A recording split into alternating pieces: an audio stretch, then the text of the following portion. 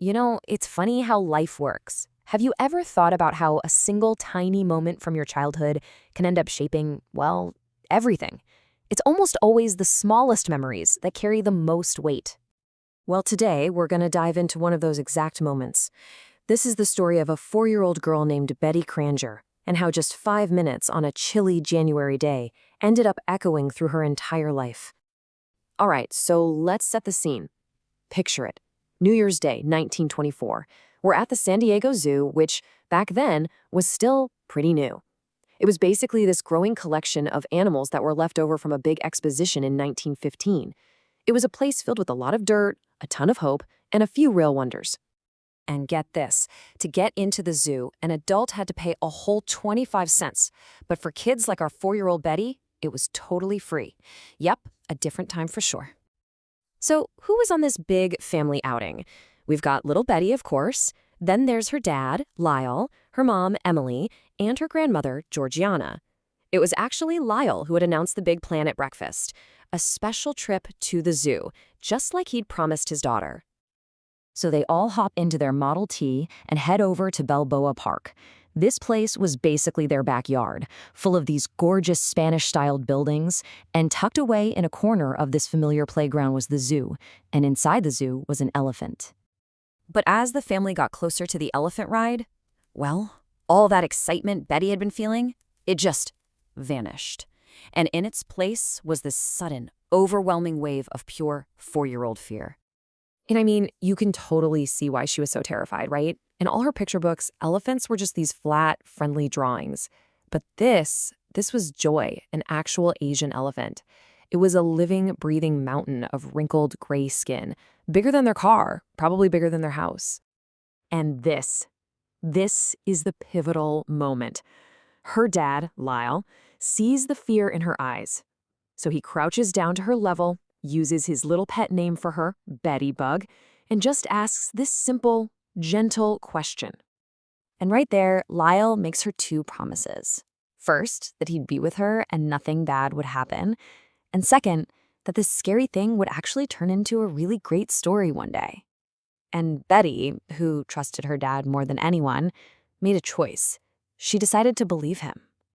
So, with her dad's promise giving her a little boost of courage, the 5-minute adventure was on. But first, they had to actually get up onto the elephant's back, which was an adventure all by itself. Her dad carried her right up to the ladder. As they got close, she could smell the elephant's thick, earthy scent. Then they started climbing this wobbly ladder, going higher and higher until they could finally tumble over the side and into the wooden seat. It's called a howdah, strapped to Joy's huge back. And then Joy started to walk. The feeling was like nothing Betty had ever felt before. It wasn't a car, it wasn't a horse, it was this deep, rolling sway from side to side, kind of like being in a small boat rocking on gentle waves. From way up there, Betty spotted her mom and her grandma watching from the railing down below. And in that instant, all the fear just melted away and was replaced by pure wonder. She found her voice and just had to shout it out, bursting with pride. And as they were riding, Lyle leaned over and told her something really cool. He said that elephants are super smart and have incredible memories. He told her that Joy, this amazing animal, would probably remember the little girl in the white dress who rode on her back that day. And Betty just loved that idea, being remembered by something so grand. And then, as if the moment wasn't perfect enough, a photographer from the zoo's magazine, the Zuno Zoos, spotted them. He called up, "Big smiles!" and snapped a picture of Betty and her dad on Joy's back, freezing that one fleeting moment in time forever. So the ride itself, over in a flash. 5 minutes, tops. But the story of that ride, oh, that was just getting started. Its impact was about to unfold across the rest of Betty's life. Sure enough, about 6 weeks later, there it was in the zoo's newsletter. Betty's mom, Emily, carefully cut out the photograph and pasted it right into the family scrapbook. She wasn't just saving a picture, she was preserving a legacy. And that one memory, that one photo, it just stuck with her through her entire life, as she became a teacher, then a wife and a mother to 3 boys, and eventually a grandmother telling stories to her own grandkids. The elephant ride was always there. It was a cornerstone of who she was. You know, as she got older, Betty started to see that elephant ride in a whole new light. She realized that so many times in her life, when she faced something huge and overwhelming, she had to do the exact same thing she did that day: trust something larger than herself to carry her through. That physical feeling of the elephant's walk, that rhythmic side-to-side sway, it became her personal metaphor for getting through life.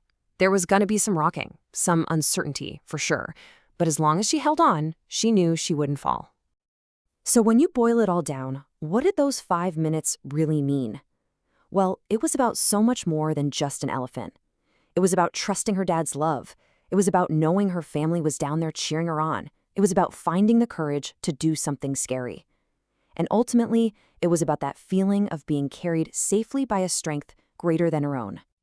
It's just such a powerful reminder, isn't it? Some moments, no matter how brief they seem, are so packed with love and meaning that they're meant to be preserved.